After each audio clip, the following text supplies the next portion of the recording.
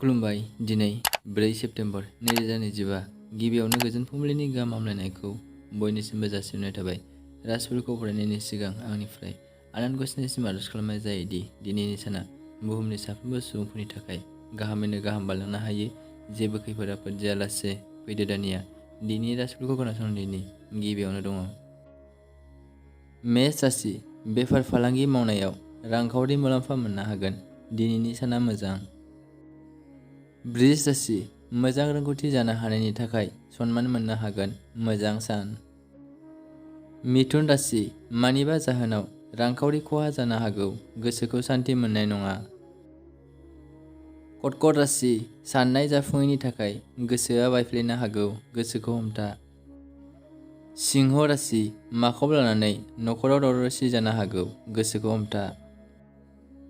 कन्या राशि, माबा मोनसे मुवा बेसाद मोननो हागौ। गोजोन मोनगोन। मोजां सान। तुला राशि, सरकारनि साख्रि मावनायाव जौगानायखौ मोननो हागोन। मोजां सान। वृश्चिक राशि, मानिबा रोंगौथियाव देरहासार जानो हानायनि मान मोननो हागोन। गोजोन मोनगोन।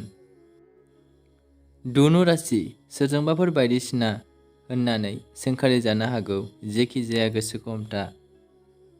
मकर राशि, सोरनिफ्रायबा माबाफोर अनसुंथाइ मोननो हागौ। मुलाम्फा जागोन। मोजां सान। कुम्भ राशि, जेखि जाया खामानिखौ मावनो गोसो जानाय सोमजिनो हागौ। मुलाम्फा आरजिनानै लानो हागोन। मीन राशि, मोनाबिलिनि समाव माखौबा लानानै जिंगा सिनांनो हागौ। गोसोखौ हमथा। दिनैनि राशि बुथुमनाया एसेनोसै। गोजोन्थों।